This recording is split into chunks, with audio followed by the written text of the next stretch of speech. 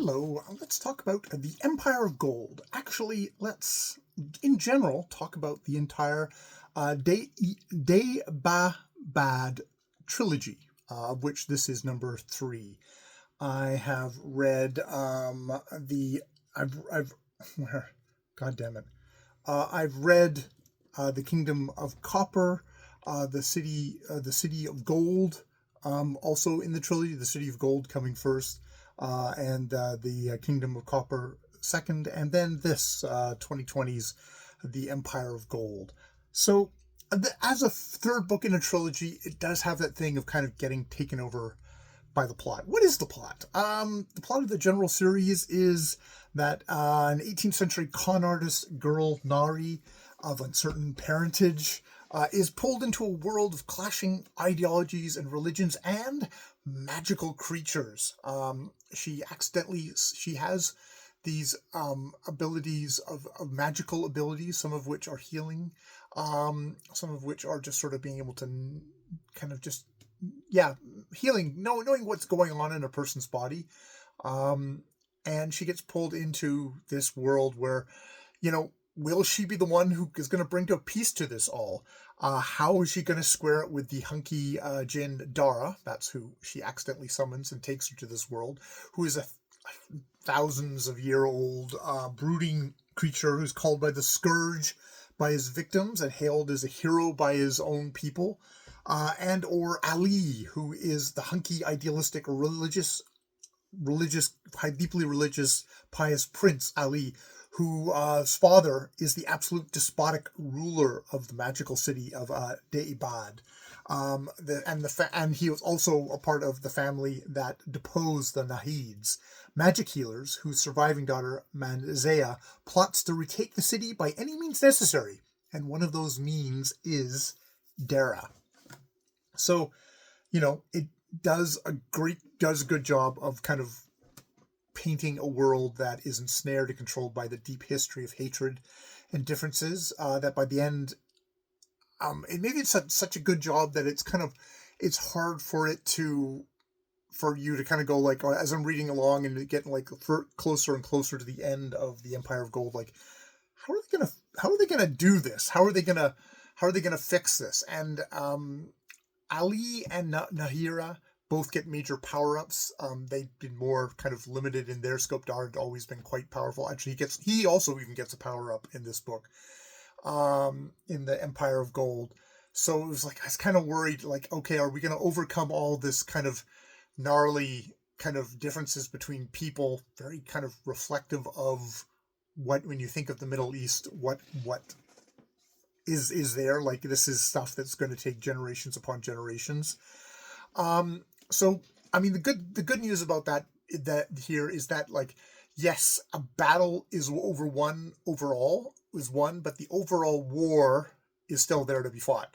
Maybe not the greatest way to say things, because, it's all about trying to diffuse and and stop the violence and figure out ways of how to live with each other. And this book does not, to its credit, it doesn't say, and they all lived happily ever after. It's more like, they all lived happily ever after, continuing to try and work things out. And, interestingly enough, move away from the fantasy kind of cliche of, we have kings and queens who are going to absolutely rule and make all the decisions for us. It's like, no, we're going to have to hash this out together. I don't know if we're exactly talking about, one vote, one person, one vote kind of democracy, but it's something there. And I mean, it's a novel, so we do have that kind of a personal level resolution by the end of, what's the drama in the book, which is kind of on the fundamental level it's like Dara and Nari, and then Dara and Ali. We got that kind of which felt a little bit YA at the start of the first book, because it's like, brooding, sexy thing. That got a lot more complicated. I mean, I think it got complicated to the point where it's like at the end, Dara as any kind of like a part of a triangle was like basically a non-starter. He is a war criminal, though he's given I was only following orders magical gloss, and the fact, like, he was literally enslaved for a lot of his war crimes where he had absolutely no choice of what he wanted to do. Yet you have to kind of look at that on a, like, okay, fantasy level of like, well, what is that saying? Is that saying that are we absolving people in the real world of responsibility for committing horrific war crimes because they were only following orders? Because generally in the world, legally, that's not a defense. I was only following orders is not a defense for committing war crimes, committing crimes against humanity. So, that, and how Nari as a character, because if you could write a character who was like, yeah, I'm fine with no war crimes, or it's like, oh, I love you so much, but it's not given that. So that didn't seem to be ever on the table there. Yes, and then there's kind of there is some resolution between Nari and Ali, which was much more of a kind of a serious, actual romance there, in that sense, and you see how that goes on. There is the whole thing of, I said at the beginning, of Nari is a orphan of uncertain parentage, and that is indeed a thread that goes throughout all three books. Of a continuing mystery and the continuing complications of that.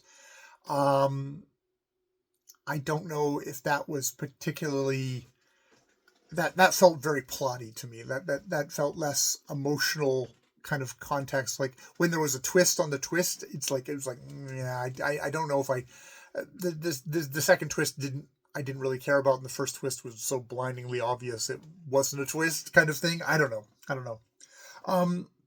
There's definitely a thing here of, they've given them there's an overall villain, and I have to say that is a spoiler of Manzea, the Nahid matriarch, because she is willing to do anything by any means necessary, and that ramps up and ramps up and ramps up by the third book.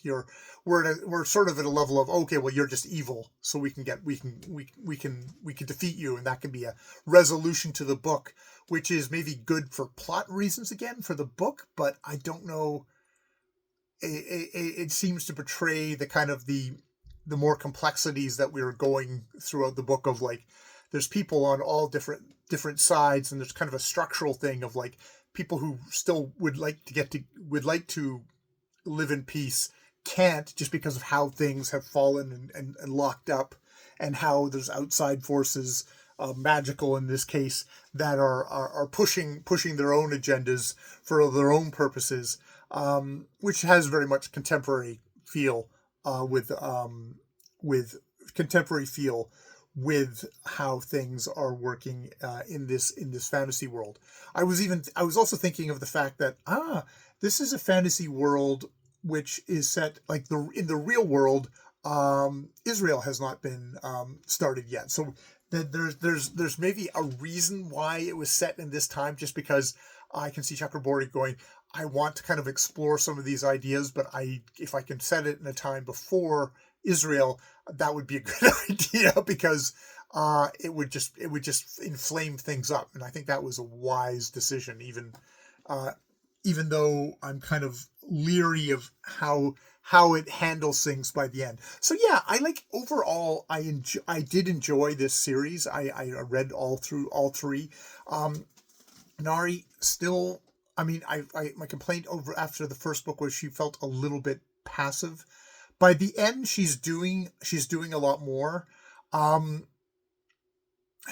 yet I don't know. There's things of how the plot ramps up by number 3, and then she's doing more, but she's doing more plot stuff in a way.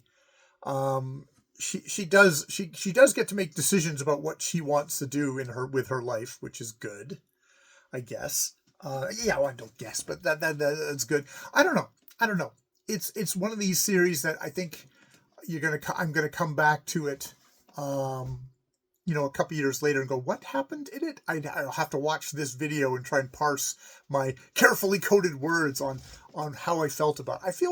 I feel kind of ambivalent about it, I guess. It's definitely not a home run for me. I mean, it didn't waste my time. I mean, there's some ways maybe I didn't do a review of the second book. Maybe that one felt like placeholder, the book of like we're putting everything into line to get to the third book. Yeah. So yes, that is the Dvbd trilogy by S.A. Chakraborty. Yeah, I'll definitely try more of her stuff. All right, I've been Jay. More videos later.